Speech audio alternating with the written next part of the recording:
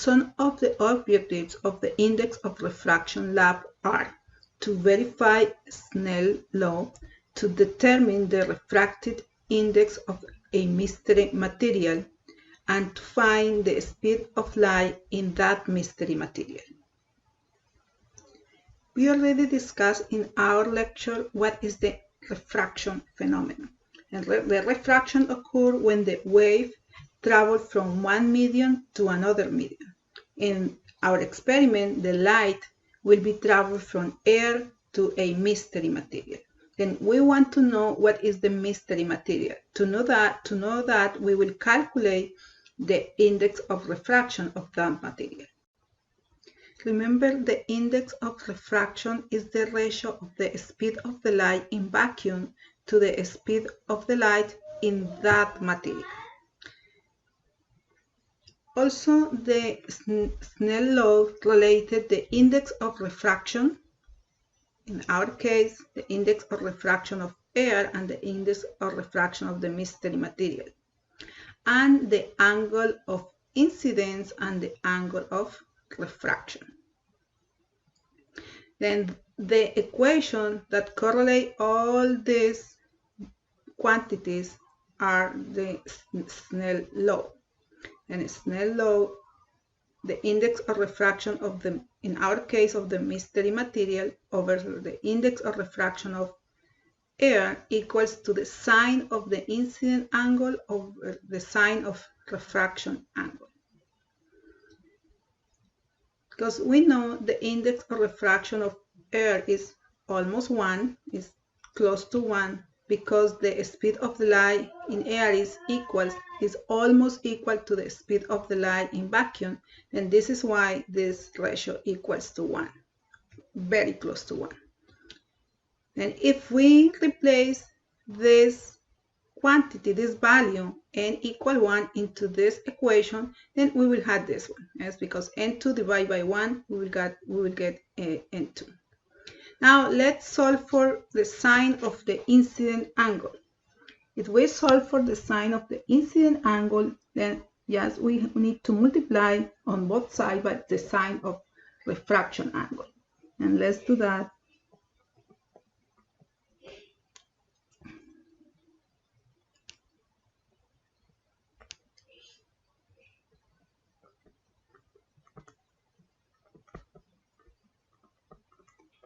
And let's multiply now for the sine of the refraction angles on both sides.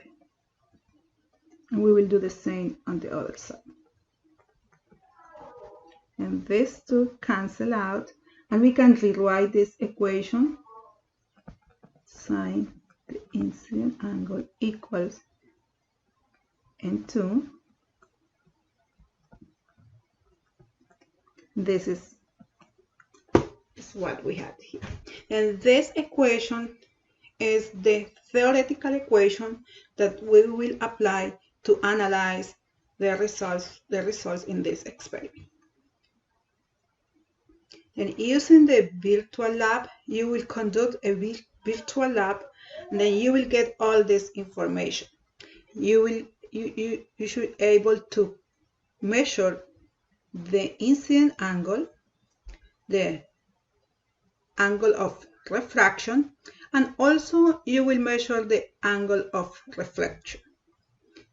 And all the details of the procedure is is explained in the procedure sheet.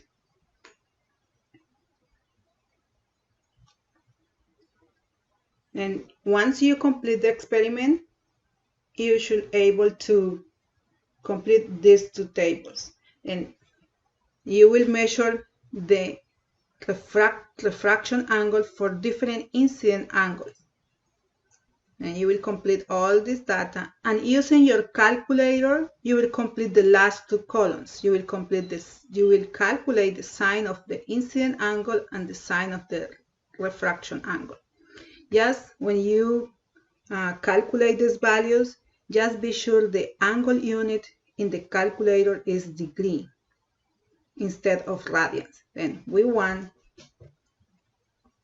this in your calculator. Also, you will complete the second table, and in this case, just you had to write the angles, the incident angle and the reflection angle. We will use the Snell law to analyze our results. We can see this equation. The form of this equation is like a linear equation.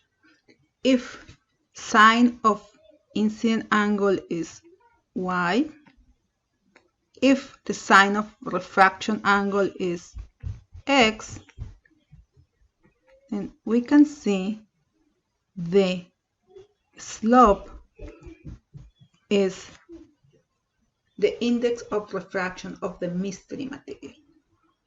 In other words, if we plot the sine of the incident angle versus the sine of refraction angle, we can calculate the index of refraction of the mystery material if we know the slope of the line.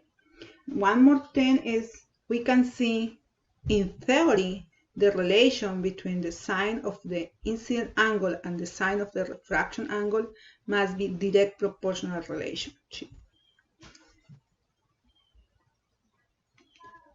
Then let's plot sine, and we can see the sine of the incident angle is y, this is the y variable, and sine of the refraction angle is the x variable. And what you will do, you will plot all the data points from the table 1,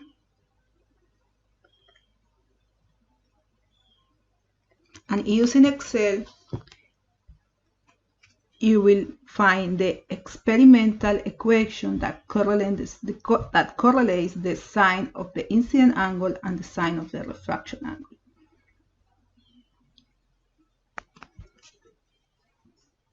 Then using the information or using the equation you will get from Excel, then you should be able to know the slope of the line. And this is the theoretical equation. Let me write here, this is the theoretical equation.